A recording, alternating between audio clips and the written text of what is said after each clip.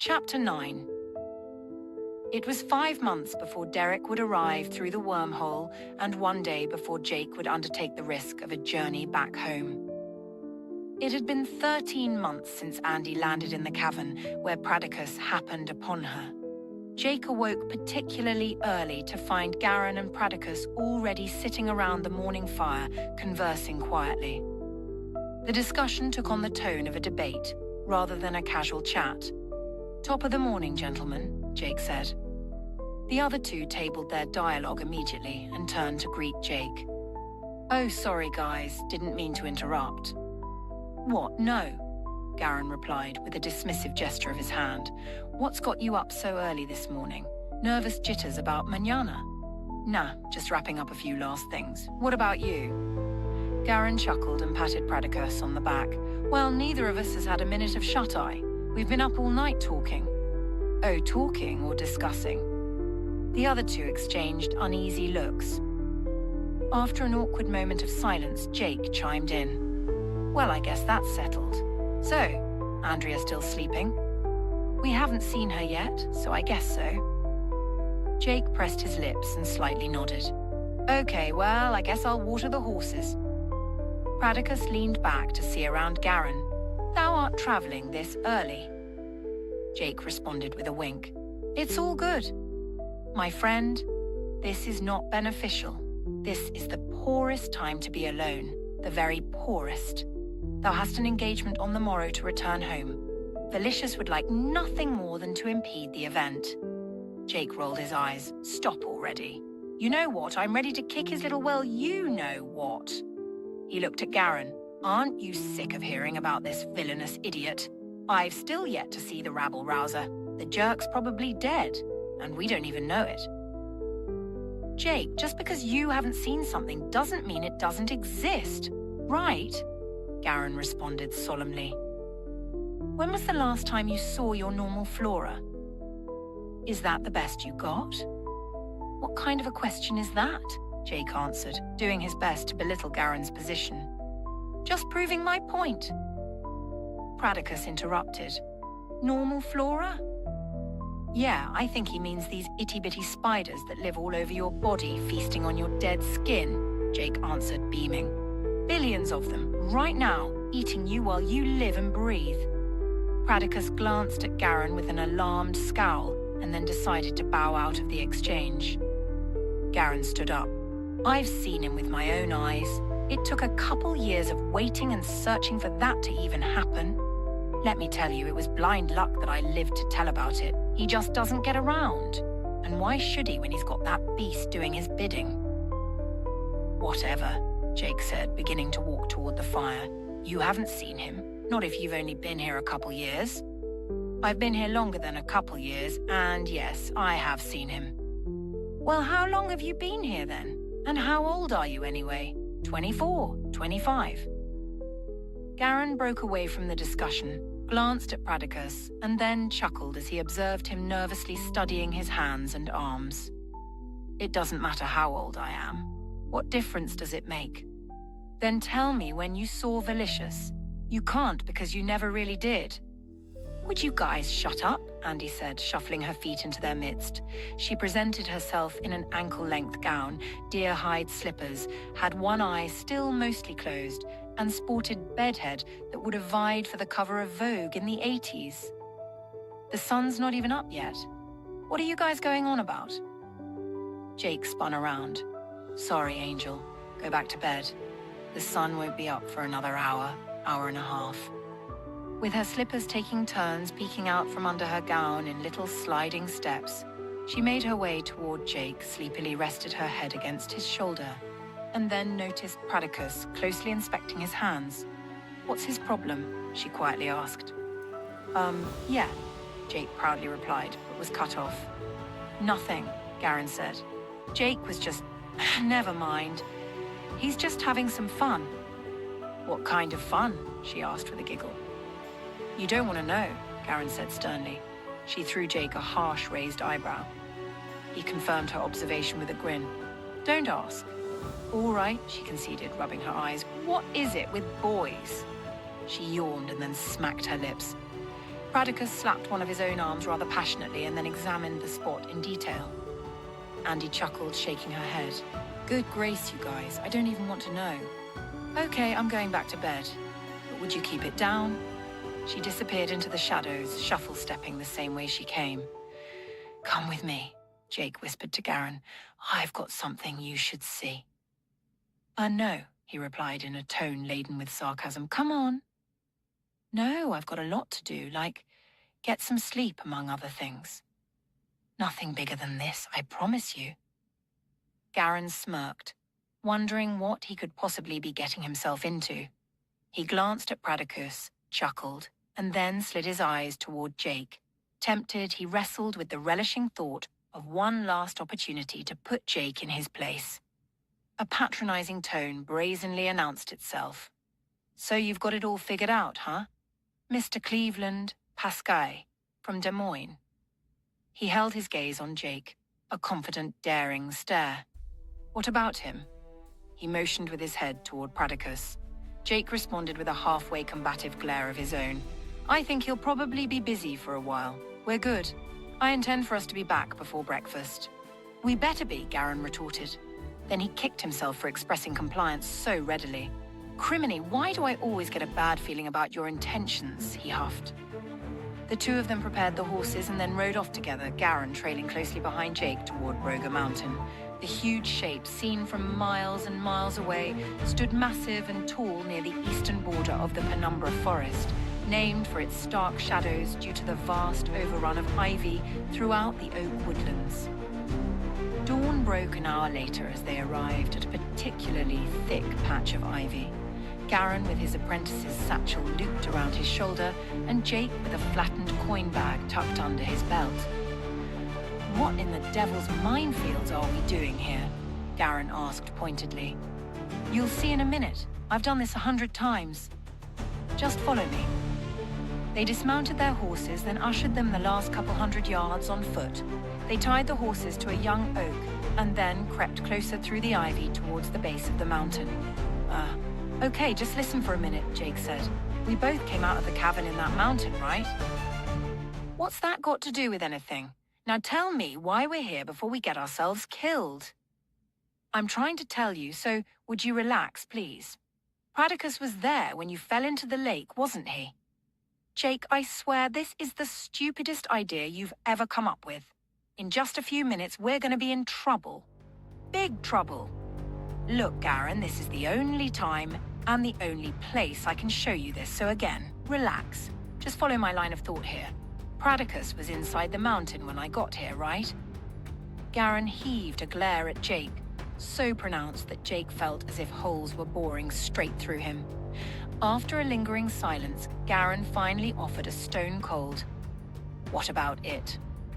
Don't you think it's strange that he knew? Not at all. According to Pradicus, he was on a mission to save anyone he could from the dragon. I'm not sure where you're going with this. Okay, only 2 of us have come since you started working with Pradicus, right? How long have you been working with him? It's been 7 or 8 years, right? Garin nodded. Jake extended his hand and held up a thumb, followed by an index finger. Why only 2 in that long span of time? And why both of us so close together? There's something deeper going on here, like fate. I don't think she's ready to admit it, but we were meant to be together. If her friend were going to come, he'd have been here already. Is that what this is all about? How you and Andrea have been thrown together by fate? No, I'm sorry. I got sidetracked. Garin impatiently raised his eyebrows in a gesture to get to the point. The 2 of us were separated by 6 months, but in the grand scheme of things, it's only 6 months. Get to it. What are you saying? I'm saying Pradicus knew. Don't you see? Pradicus is Velicious. Heavenly angels, stop me from killing him, Garin said, shaking his head. You brought me out here for this, Cleveland. Jake held his index finger up toward Garin. Hold on, he said in a quiet but sarcastic tone. Before you go off on a little tirade, just listen. Pradicus said Velicious can only be spotted at dusk and dawn. Well, here we are. I've been here lots of times just waiting, and every time, no Velicious. Jake, think about it. That's because Velicious knew each time that you were coming. Bull Pucky, there's no way he could have known I was here. I hide better than a gecko. Jake gave him a smirk. I'm saying he knew you were coming, he retorted. After he knows that, it doesn't matter how good you are at hiding. How on earth could he know? Well, let me ask you something. How is it that you're here in the 12th century instead of back wherever it is you come from? The wormhole. You know that. And how can the wormhole even exist? Dragonfire, magic. Oh, I see what you mean now. You're saying that's how he knows I'm coming. What if I found a way to trick him, get around his magic? Garin nodded while tapping his finger against his temple. Now you're thinking. The Brainiac out-wizards the wizard. You're just destined to have your head mounted on his trophy wall, aren't you? Well, regardless of what you believe, I think maybe we just outsmarted him. I'm lost, Jake. What do you mean? Pradicus was distracted this morning.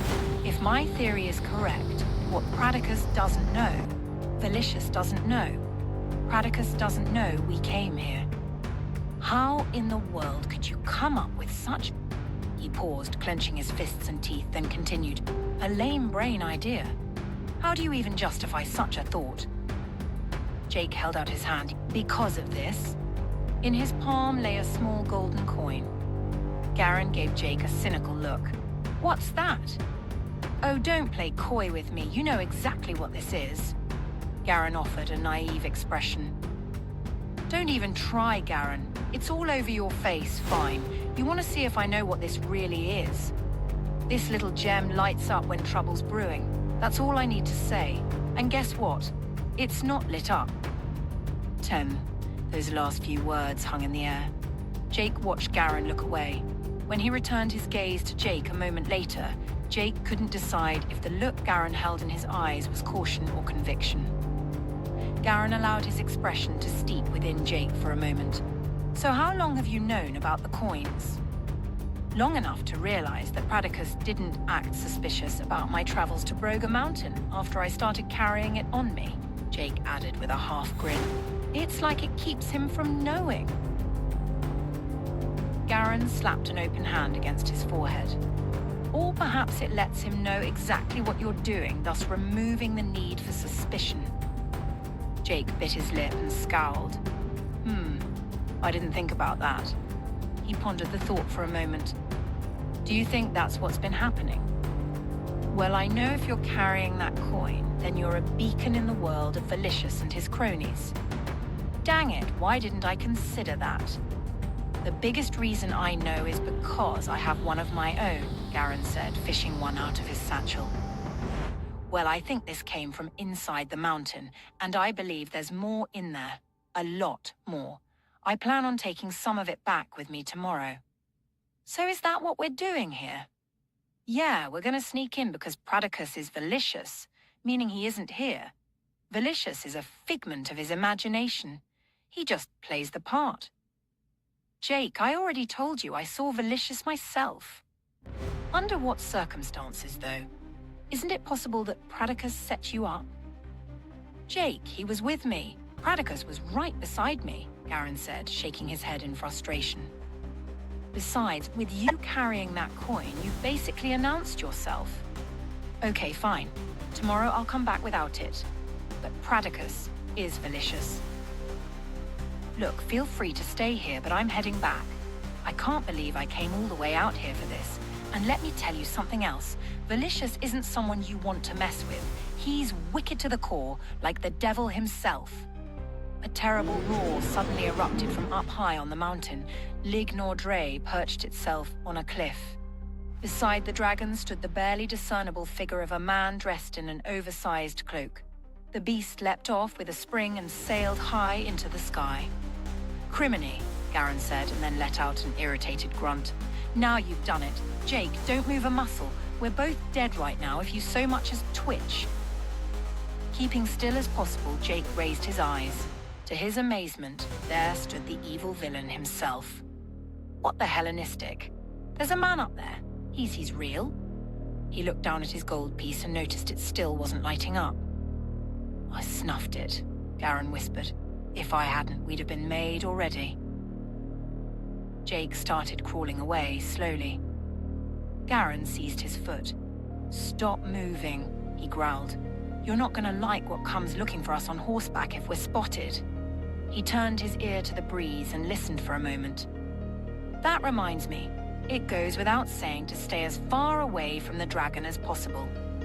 You get some dragon drool on you, you're cursed for good. It'll change you, and I don't mean give you a bad attitude. Jake gave him a dismissive sideways look. You're talking about the legend, the crazy belief about the half-dead, aren't you?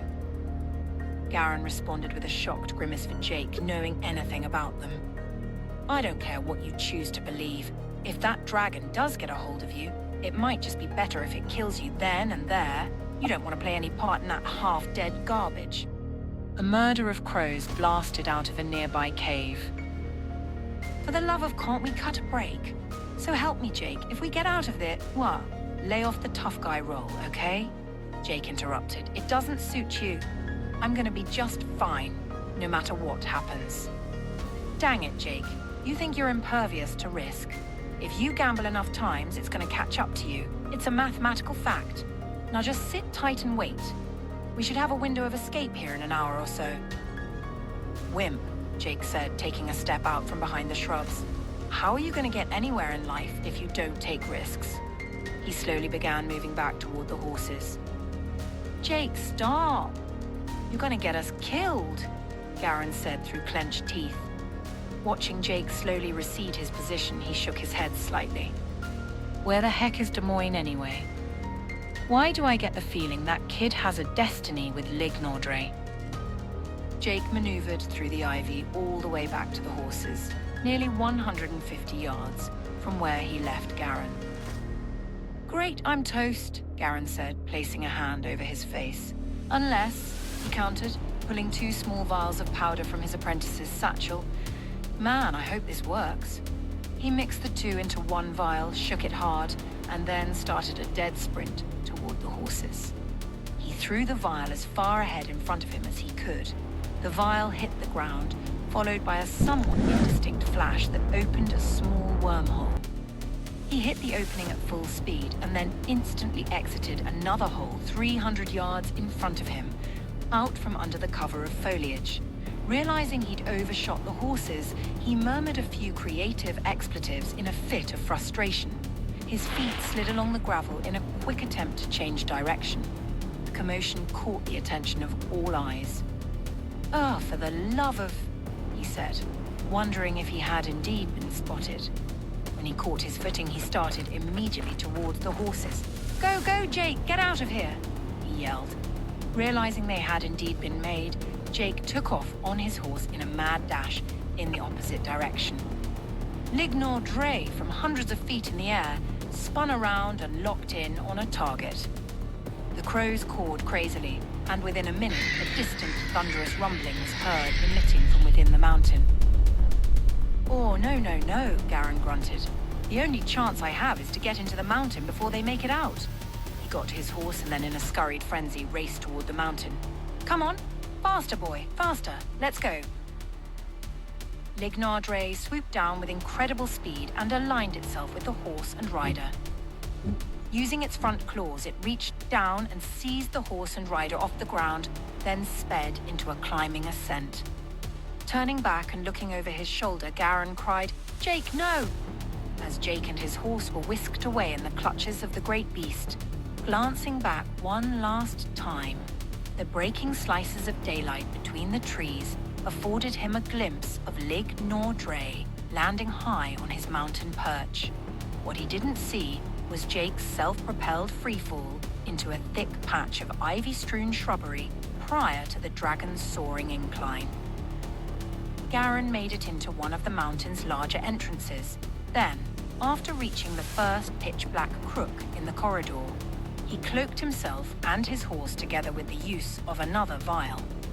The crows blindly followed in after him, blazing past him and his horse, forwarding themselves by the mere memory of the passageway.